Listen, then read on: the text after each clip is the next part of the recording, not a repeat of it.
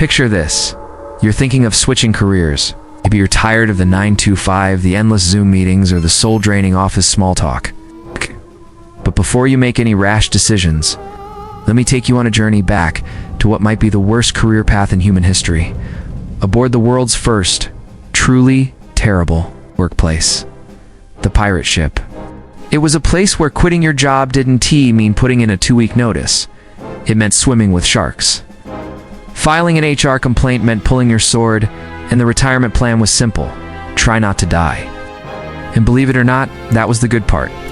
Let us begin with what might be the worst first job in recorded history: the powder monkey. A title that sounds almost cute until you realize it was assigned to children, often as young as 8 years old. Their daily task was running sacks of gunpowder to cannons across a deck exploding with chaos. These weren't kids playing make-believe. These were orphans or children from desperate families thrown into a hellish floating battlefield, dodging cannonballs and musket fire, their tiny legs pumping as they raced over splintering wood with explosives strapped to their backs. Why children? Simple. Pirates believed smaller bodies made smaller targets, and small hands could squeeze through tight ship spaces to reach powder stores. During full-scale naval battles, these kids had a life expectancy of around 15 minutes. That's not hyperbole. That's how long most of them survived once the cannons roared. The decks they ran across weren't just dangerous. They were death traps, being ripped apart beneath their bare feet. And one mistake, one dropped bag, one tiny spark, that would be the end. There were no training manuals, no job orientation. It's just a gruff order. Run fast, don't trip. Try not to blow up. And if they lived to the end of their shift, they might get a moldy biscuit or two. That was the reward. When, not if. These children got hurt. The ship's surgeon was the next nightmare in the chain. But calling this person a surgeon was giving him far too much credit. These men were not educated in any formal sense. Their expertise came from observation, watching others hack off limbs or practicing on prisoners. Their toolkits looked like something from a butcher's stall. Rusty saws, fishing hooks used as needles, maybe a hot iron for good measure. Their anesthesia, swig of rum and a piece of leather to bite down on. A sterilization. Unheard of. The surgeon's hands, still sticky from lunch, would dive into wounds, hoping not to kill the patient outright. In fact, the survival rate for amputations hovered around 30%. That meant you were more likely to die than walk away from surgery. And if your surgeon was drunk, which he often was, those odds dropped even further. Some pirate surgeons kept journals, scrawling entries with grim humor. One wrote, "The patient survived by sheer stubbornness. Certainly not due to my skill." Another admitted he steadied his hands with rum, as if alcohol transformed butchers into miracle workers. Sailors feared the surgeon more than the cannonballs. If a man saw the doctor approaching, he often claimed to feel better instantly, praying he wouldn't become another experiment on a rocking, blood-slicked deck. But if you think that's bad, imagine the men working down in the bilge. The bilge, the lowest, darkest, foulest section of the ship, was not just a workplace. It was a living, rotting nightmare. A graveyard for dreams, and a playground for rats the size of cats. Everything unwanted ended up down there. Seawater, rotting food, spoiled cargo, human waste. The air was so noxious that sailors often passed out within minutes. Drawing straws to determine who'd go below was a dreaded ritual. No one ever won. Rats ruled the bilge. These weren't timid city rats. These were mutated horrors, fattened on filth, unafraid of men. Sailors swore they saw them swimming, their slick fur glistening in the darkness, while rats could swim through the muck. Most sailors couldn't. About 1 in 20 drowned in the black, viscous slop they were supposed to clear. Their only light source was a lantern, but in that toxic environment, even a lantern posed a threat. One flare of gas could turn it into an explosion. The job was simple: remove the foul water so the ship wouldn't sink. The execution, nearly suicidal. But it came with a bonus: extra rum rations. Though most bilge workers would have traded all the rum in the world to forget what they'd seen, felt, and smelled in that living hell. Then there were the boarding parties. These were the pirates who jumped onto enemy ships mid-battle, swords drawn, guns blazing, into the heart of chaos. It sounded heroic. It wasn't. It was madness. If you hesitated to board, your captain might shoot you himself. If you jumped, the enemy tried to skewer you before you landed. Most pirates in the first wave didn't survive more than a handful of raids. Betting pools formed, not on who would survive, but how many steps they'd take before dying. Some pirates tied ropes around their waists, not for safety, but so their bodies could be dragged back if things went south. The pep talks from captains before a boarding run were legendary, but not for inspiration. They said things like, "Try not to die too fast," or "Survive and the stew's on me." One infamous captain promised his men a second helping of the ship's stew if they lived. Considering the stew often came with mystery meat, many decided death wasn't the worst option after all. Meanwhile, back on the ship, someone had to deal with the daily chaos. Enter the quartermaster.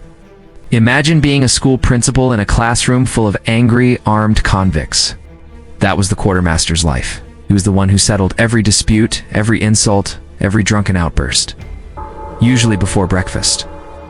He stole my lucky eye patch, his parrot insulted my mother. He looked at me wrong. The list never ended. One journal entry read, Tuesday, 3 stabbings before sunrise.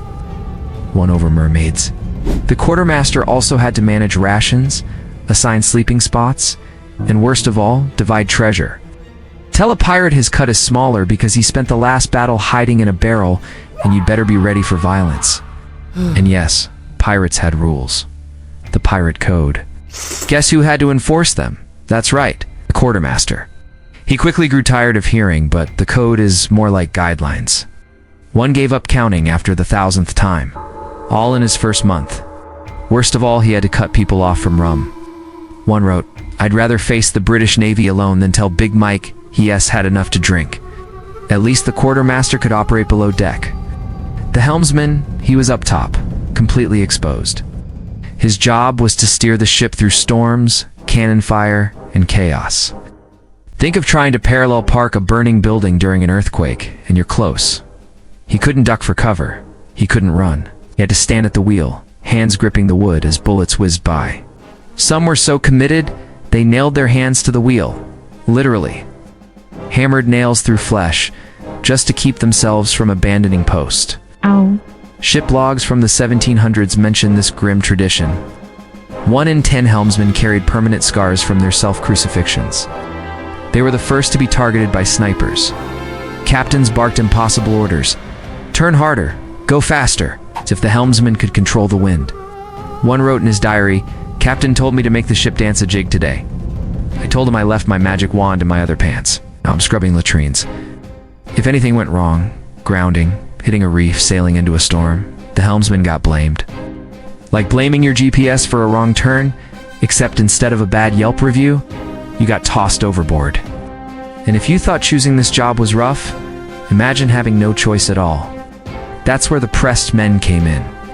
Pirates often raided port towns not just for loot, but for people. Their recruitment method: knock a man out in a tavern, drag him to the ship, and hand him a sword when he woke up. Congratulations, you're a pirate now. Nearly 40% of pirate crews were made up of these unwilling conscripts. Their orientation was simple. Here's your weapon. Pointy end goes in the other guy. Don't die. Don had never even seen a ship before. One lasted only 12 minutes. Poor Gary from Manchester didn't even make it past the dock. Pirates use threats, not welcome baskets. One captain told his new recruits, "If you run, you'll drown. If you fight back, you'll be shot. Work hard and maybe you'll get dinner." Encouraging, right? And then came the lowest job of all, the whipping boy. His job to get punished. That's it. Weather turns bad, whip the boy. Lost a battle, whip the boy. Captain's parrot dies. You better believe that boy gets whipped. One recorded 47 lashes in a single month, just because the captain blamed him for bad luck. And some believe the more the boy suffered, the more the ship would be blessed. One captain even dressed his whipping boy in red to hide the blood. Didn't he want to ruin anyone's appetite? But the whipping boy wasn't the only one dealing with death. Someone had to handle the bodies. The corpse handler's job was gruesome. Sew the dead into shrouds, weight them with cannonballs, and send them overboard at sunset. Never at night. Pirates feared ghosts, and a botched burial could mean a haunting. Just to be sure the dead were truly dead, the last stitch often went through the nose. A brutal final test. The handler's quarters reeked of rot. Sometimes he had to lash corpses to the ship's prow as a warning. One asked for a raise and was told, "Your coworkers are quiet and don't complain. Learn from them." And finally the cook. The poor, long-suffering ship's cook. He had to make meals from food so old it could walk off on its own. His ingredients? It's maggot-ridden biscuits, salt-cured meat harder than wood, and mysterious chunks of what might or might not be animal. Sometimes the stew included mystery meat. One cook claimed it was exotic island pork. Weeks later, the crew noticed they were missing a few crewmates. You do the math. The best cooks weren't good at cooking, they were good at lying. That's not a rat tail. It's an exotic noodle. It's not mold. It's a fancy French cheese. One pirate complained about bugs in his bread, and the cook replied, "That's just extra protein." So, the next time your job feels hard, remember the surgeon sawing off limbs with a bottle of rum? Remember the bilge rat up to his knees in human waste? Suddenly, your 925 doesn't seem so bad after all, does it?